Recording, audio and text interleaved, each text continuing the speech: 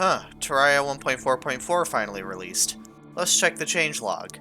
3 new world seeds. And one of them is called the Everything Seed, and it is said to be harder than For the Worthy. It pretty much just combines every single world seed into one, which, doesn't sound like a bad video idea. I'm probably gonna have to suffer a lot for this video, but fuck it, I'm gonna do it anyway.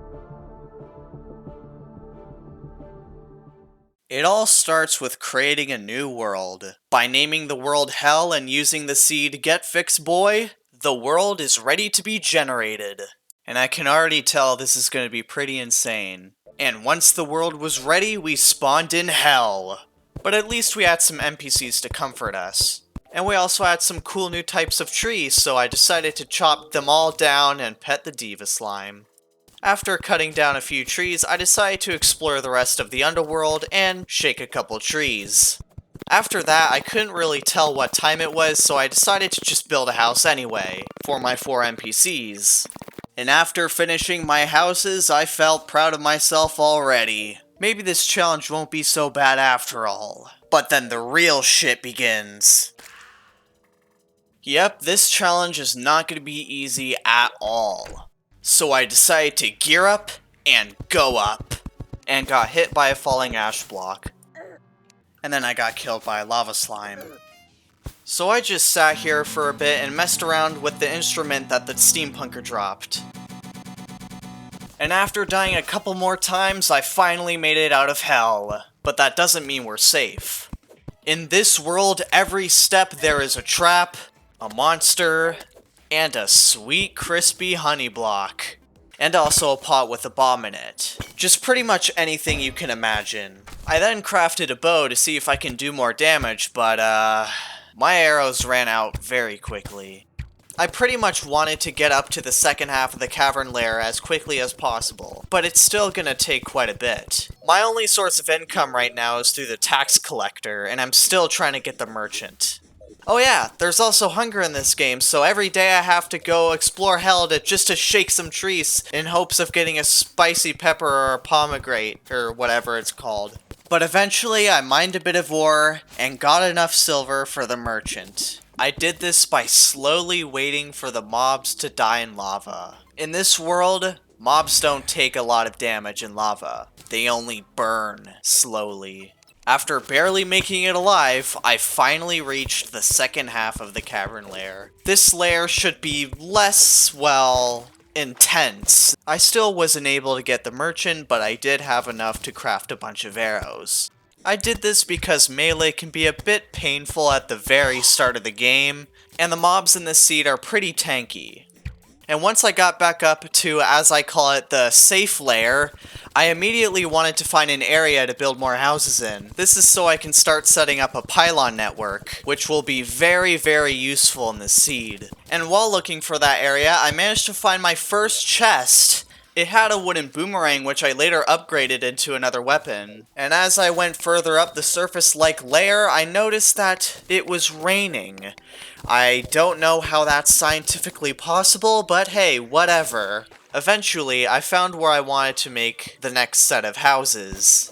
So I began constructing the base. But then I ended up exploring again, and I ended up finding an even better spot.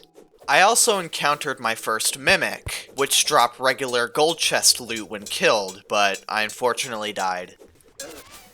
But while I was clearing up the area to build my houses, I managed to find my second chest, which contained a finch staff, which was pretty useful for early game.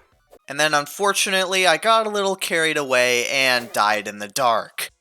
But then when I walked all the way back up, I managed to kill my first mimic and got a damaged mace, which I later sold. And then I encountered a golden slime. It took quite a bit to kill, but after killing it, it dropped 60 gold, which is just insane for, like, the early game. And with that money, I managed to purchase a gi from the traveling merchant, which improved my melee and movement abilities by a lot.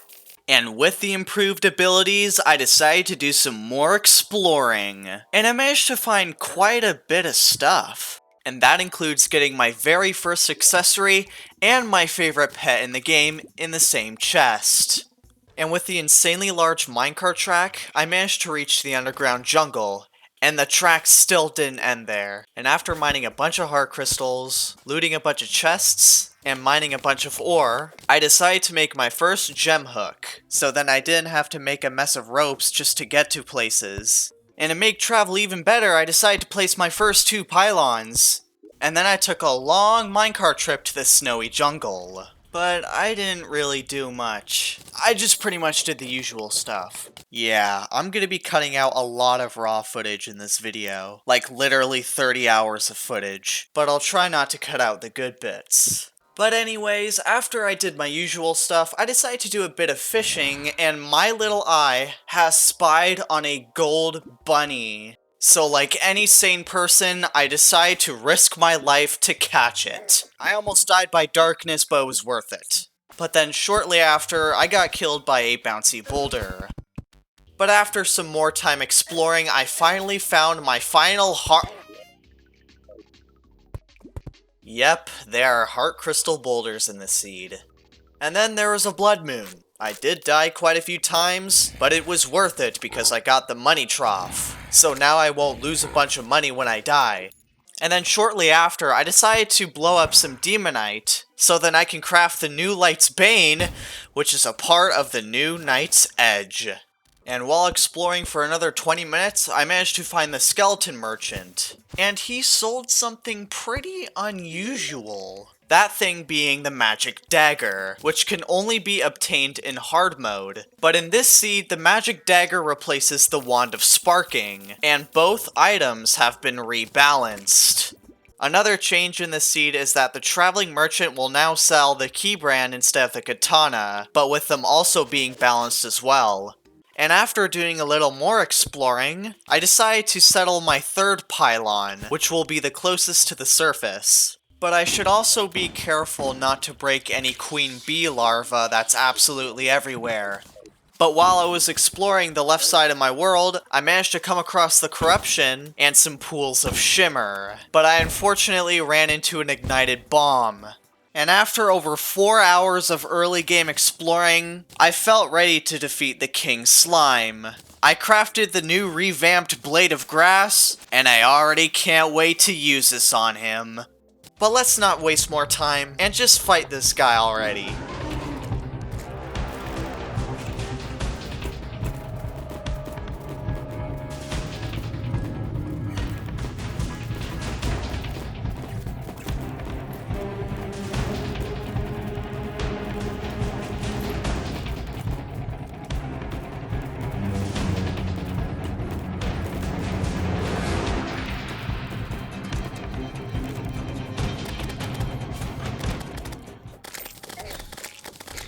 After defeating King Slime, I opened the treasure bag and didn't get a slime mount, so I fought him again. And just like the first fight, I managed to kill him on the first attempt. Except this time, I managed to get the slime mount. So now that that's done, let's fight the Eye of Cthulhu.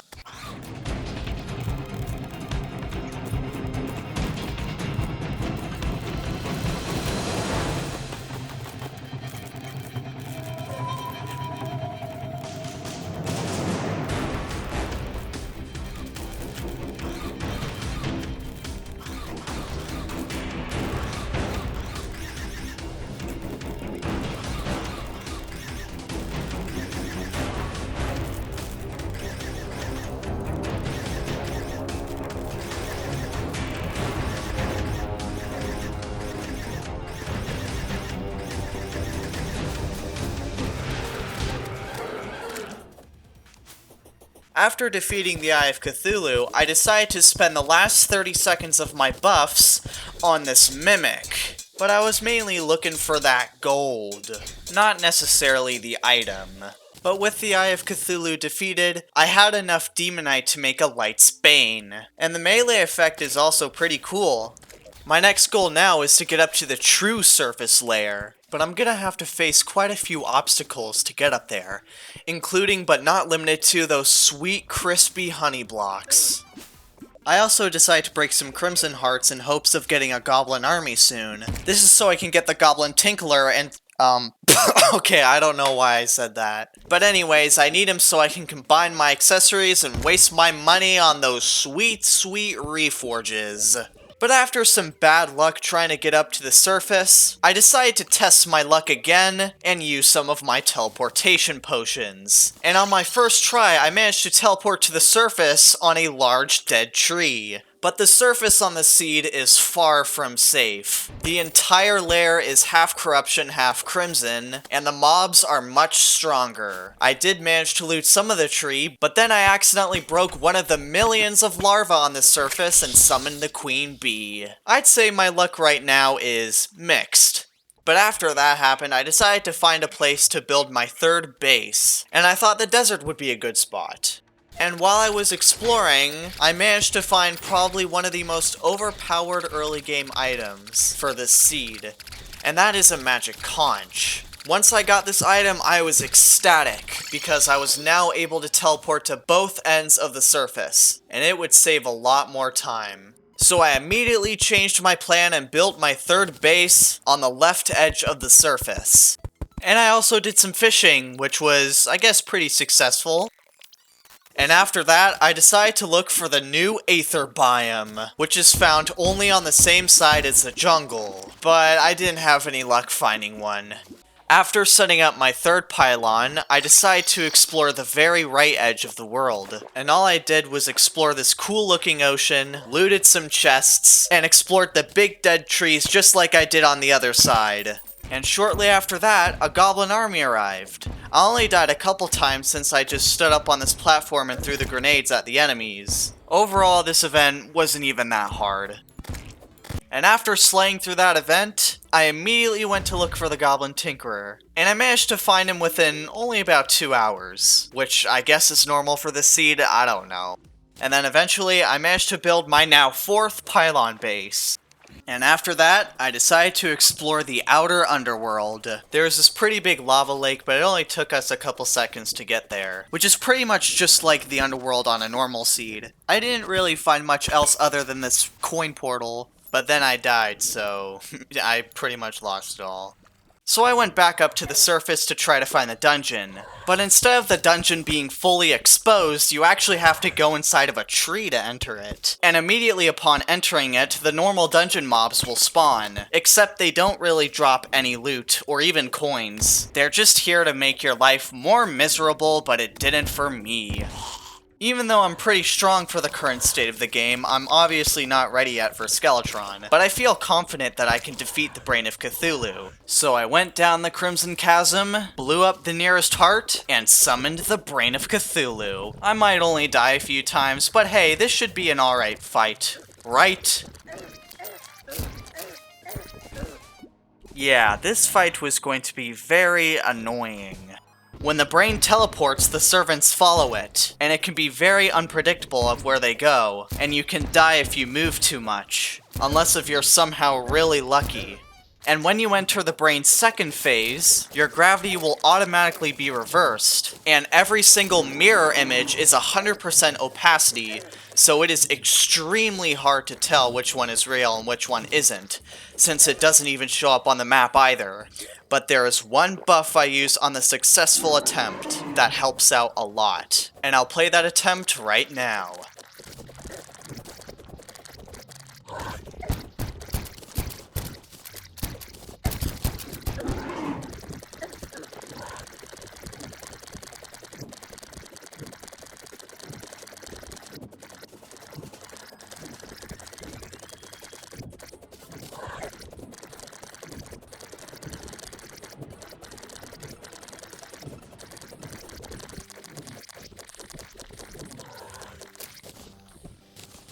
Thanks to the Inferno Potions and the grenades, I was able to defeat the Brain of Cthulhu very quickly. And with that, I was immediately able to upgrade my armor. With the Crimson Armor, not only will I have increased defense, but I'll also have increased damage and healing. Since my red potion buffs were still active, I decided to make use of them by going to the surface. I managed to find this large lava pool with water on top of it, so I mined a bunch of obsidian. And after I did that, I managed to find a pretty large pyramid, so I decided to go in to test my luck out after a while, And not only did I find a sandstorm in a bottle, but I also found the Pharaoh set, which you can shimmer them back into the sandstorm in a bottle and the flying carpet. So I guess that's finally a new use for the set, I guess. After that, I was gonna keep exploring the surface, but I unfortunately died and lost my precious buffs. So I decided to try and search for some sky islands, and I had zero luck. But once my gravity potion ran out, I managed to land right near the meteorite. So I spent the next 10 minutes or so mining the whole thing. Mining it wasn't really that hard, it was just annoying because of the little meteor heads that always get in your way, but I managed to not die once. After that, I went to do a little bit of digging, and I managed to find the main Aether biome. With the shimmer, I'm able to throw some items in exchange for some permanent buffs, such as the ambrosia, which increases your mining, tile, and wall placement speed by 5%, and the vital crystal, which permanently increases your health regeneration. After that, I went further out in the underworld again to mine some hellstone, but then this happened.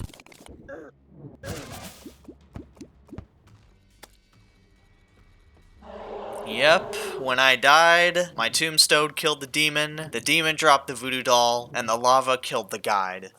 But after that happened, I kept mining until I finally had enough for a full set of molten armor, and the sweet volcano. I also had enough materials to craft the Terraspark boots thanks to the increased drop chance of the obsidian rose. Unfortunately, the hardest item I had to find for this thing was an egglet. Yeah, I spent 30 minutes digging for this thing. Feeling stronger, I decided to take on the Eater of Worlds. Even though it's not required, I'd still like to beat every boss. Now admittedly, this is not really the best spot to fight the Eater of Worlds, since he'll despawn when you go up too high, and especially in the ocean biome. Looking back, I should have built an extra platform, but only up to where you're barely still in the corruption. I felt like I wouldn't have died that much that way, but still, I've only died about 4 times before the successful attempt. Personally, I find this boss harder than the Brain of Cthulhu, because every segment you kill, it will spawn an Eater of Worlds, and they are tanky as f***. And they also spit at you. So yeah, if you're trying to fight every boss in this seed, I recommend fighting Brain of Cthulhu first. After defeating the Eater of Worlds, I wanted to fight the Queen Bee next. So I began the process of making an arena. The reason why I'm making this arena so big is because I want to also use this for fighting Plantera. And it's better to do it in this stage of the game rather than in hard mode. And after about an hour of construction, I'd say I'm pretty happy with the final result. Now it is kind of mixed in with the snow biome, but I don't think that should be too much of a problem. Actually, it would be better because I can farm in 2 biomes at the same time. But anyways, I was ready to fight the Queen Bee. Now this fight wasn't really hard at all. The only changes that the Queen Bee got in this seed is that it's bigger and faster. But still, I managed to beat this boss first try, even though I did come close to dying a couple times.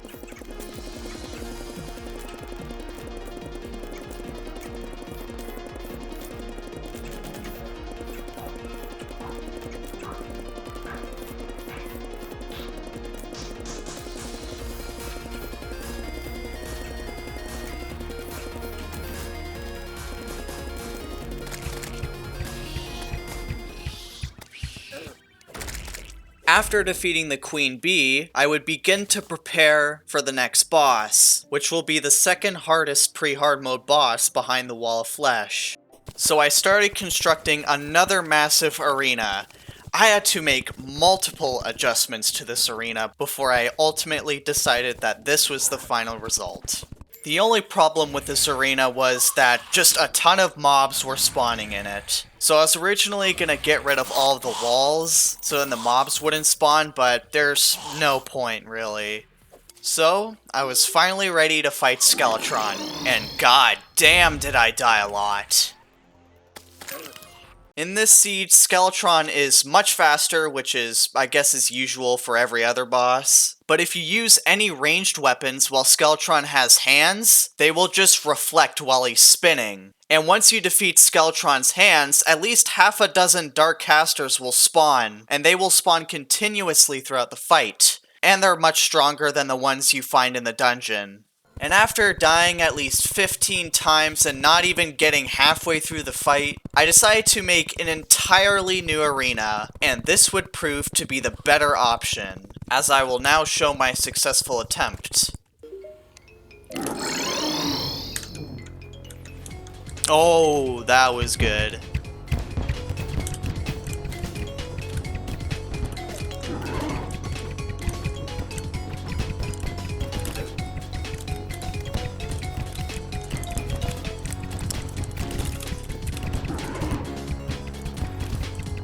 We're doing good progress on the hands. Nope, that was... stop.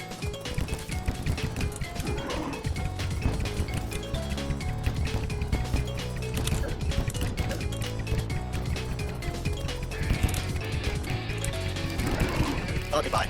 Nope, what? What? Heal me. Oh my god, what the f was that?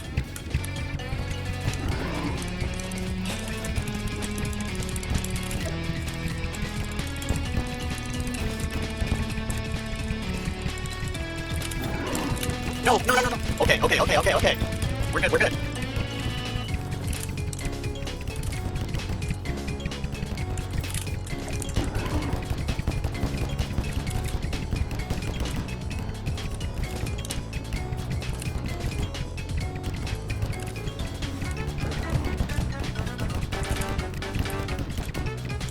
Oh god, the freaking water casters. Those motherfuckers are annoying.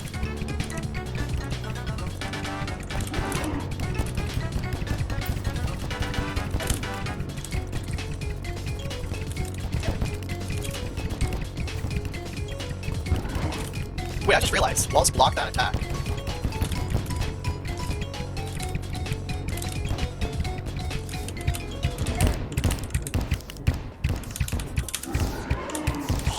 Oh my god!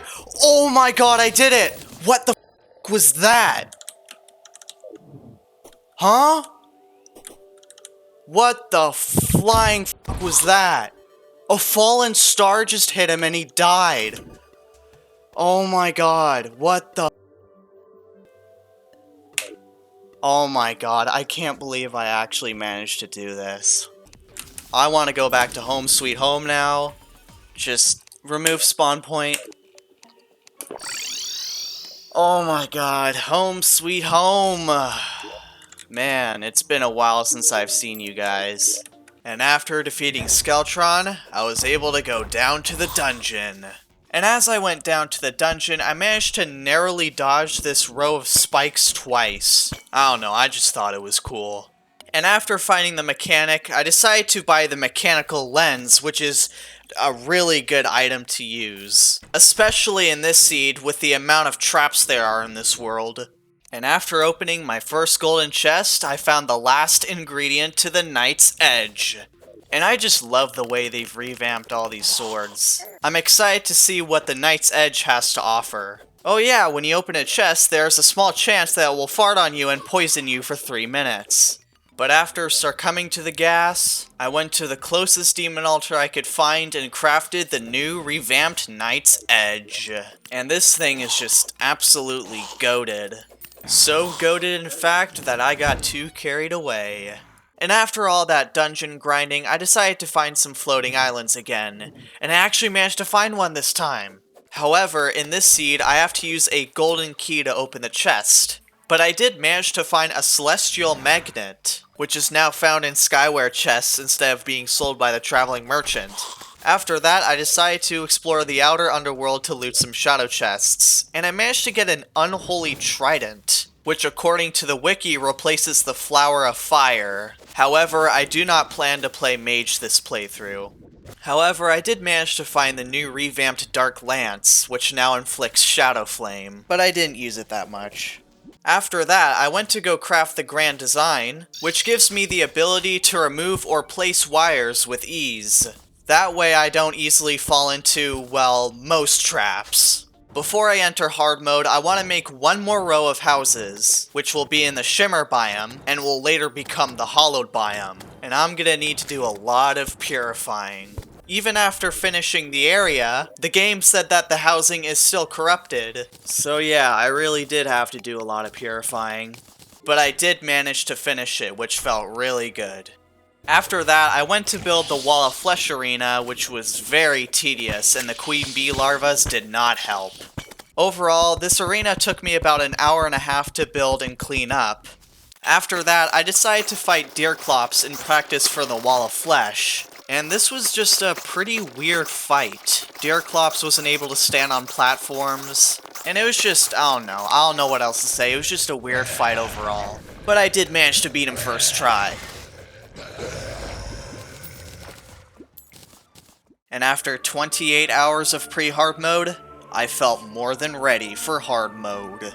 Oh boy, Wall of Flesh, do I have a lot to say about you. In this seed, the Wall of Flesh's eyes and mouth are a lot smaller, and the leeches and hungries are a lot bigger, which can be quite a bit harder to deal damage when you're playing ranged. On top of that, fire imps will start spawning throughout the fight, and just like Skeletron's water casters, they're quite a bit stronger. But with fire imp banners placed throughout the arena, it should be a lot easier to get rid of them. Overall, this boss was a massive pain to fight. I have died at least 50 times in the span of 2.5 hours. 5 of them were when the Wall of Flesh was below 1,000 health. But with this fight completed, I can officially say that I have beaten pre-hard mode on legendary mode. What the fuck was I thinking?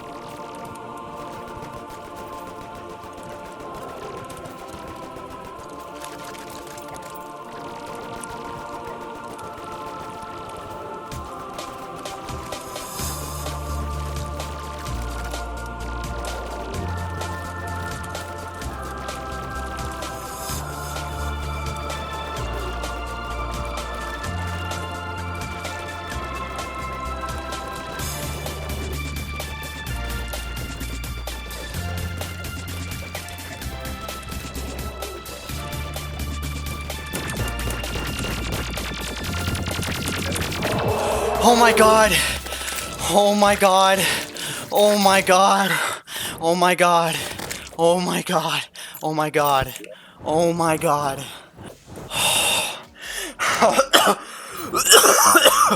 Oh god, I accidentally just breathed in a huge pile of dust, but holy crap, I did it.